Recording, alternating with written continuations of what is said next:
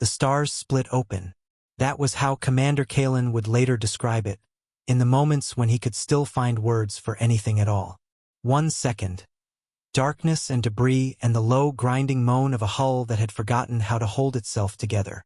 The next second, light and mass and something so large it made the viewport look like a child's drawing of space. The dreadnought came out of warp at close range. Close enough that Kalen felt it through the deck plating before he saw it. A pressure change, a shift in the air that had nothing to do with the hull breaches already venting what little atmosphere the whisperwind had left. Automated gun turrets rotated on their mounts with the patient, mechanical certainty of things that had never once been wrong about a target. Every one of them found. Kalen looked at the tactical star map glowing on the central display. Tartarus Prime pulsed at its center like a red warning light that had given up warning anyone and was simply existing now, waiting to see what happened next. He pulled up the override panel. He entered his command authorization. He transmitted the Whisperwind's coordinates and full medical bioscan data to the one place in the known galaxy he was not supposed to contact. Then he waited to find out whether anything was listening. Something answered. That was the part Kalen had not fully planned for, in the way a person does not fully plan for the thing they are hoping for because hoping for it already feels like too much. Fleet Marshal Thorne received the transmission aboard the Obsidian Aegis within 40 seconds of broadcast. Kalen would learn this later, from Thorne himself, standing in a medical bay that smelled of recycled oxygen and something faintly metallic he could not identify. Thorne described it without ceremony. The bioscans arrived, the asphyxiation indicators were clear, the coordinates locked. He had issued the warp order before the transmission finished decrypting. "You broke quarantine," Thorne said. "Not an accusation. An observation delivered the way a person states the weather." "My crew was dying," Kalen said. Thorne looked at him for a long moment. His expression did not change exactly, but something behind it shifted, the way light shifts when a cloud moves and you realize the landscape was different from what you thought. "Yes," he said. "They were." Back in the moment itself, Kalen had 6 minutes between sending the transmission and the stars splitting open. He spent 4 of them watching Vina work. She moved through the crew with an economy of motion that he found, in some corner of his mind that was apparently still functioning, extraordinary. Not heroic in any cinematic sense. Competent. Deeply, quietly competent, in the way that people who have practiced something for a very long time become indistinguishable from the thing they practice. She fitted a portable breathing mask over crewman Sada's face and said something low that Kalen could not hear, and Sada's hands, which had been pressed flat against the deck, loosened. He spent the remaining 2 minutes standing at the viewport. He was thinking about propaganda. Specifically, he was thinking about the word itself, how clean it sounded in academic papers, how abstract, how safely historical. The Stellar Concord's public record on Tartarus Prime ran to several thousand pages. He had read portions of it during his survey certification. Biologically hostile environment.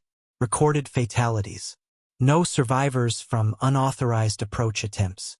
The language was careful and consistent and, he now noticed, contained almost no primary sources, which was a strange thing to notice while your ship was venting atmosphere.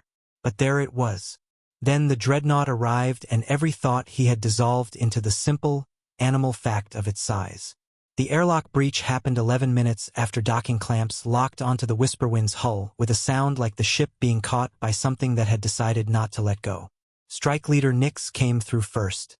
Kalen had positioned himself between the airlock and his crew with the specific, useless heroism of a person who knows exactly how little they can do and does it anyway.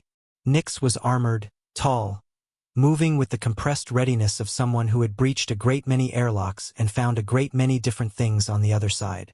She was carrying a pressurized atmosphere canister and a field medical kit. The soldiers behind her were carrying the same. Kalen stared. He was aware he was staring. He could not stop. Surgeon Eris moved past Nix without waiting for introductions and went directly to Vina, the two of them exchanging something rapid and technical that Kalen could not follow.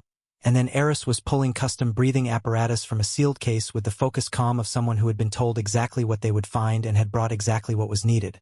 He noticed, in the specific way the mind notices irrelevant things when it has exceeded its processing capacity, that one of the soldiers had a small dent in the left pauldron of their armor, oval-shaped, the size of a fist, painted over in a color that almost but did not quite match the rest. Someone had been hit there. Someone had repaired it and kept going. The crew of the Whisperwind was loaded and transferred in under 9 minutes. Kalen counted them through the airlock himself, one hand on the frame, because he needed something to hold. When the last one passed, he realized his hand had left a print in the condensation on the metal.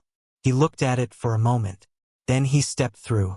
The tactical grid in Thorne's command center was a star map that Kalen recognized and did not recognize at the same time. The shape of the stellar Concord's territory was familiar. What was moving through it was not. Strike fleets. Staging coordinates.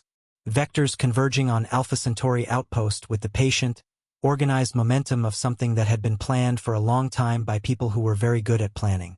The Concorde has been positioning for 8 months, Thorne said. Alpha Centauri outpost does not know. We have been trying to reach them through channels that no longer exist. Kalen looked at the map. The red warning pulse of Tartarus Prime was still in the corner of it. Small now, peripheral, no longer the center of anything.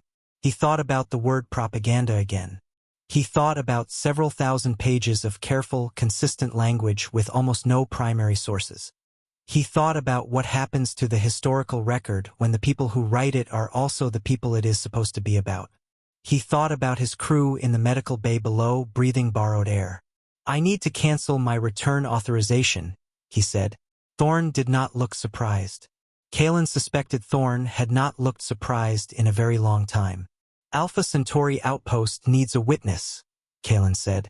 Someone who was never supposed to be here. Someone whose survey record shows exactly what the Concorde does not want shown. He paused. I can do that. Thorne held his gaze for a long moment. Then he turned to his navigation officer and gave the order.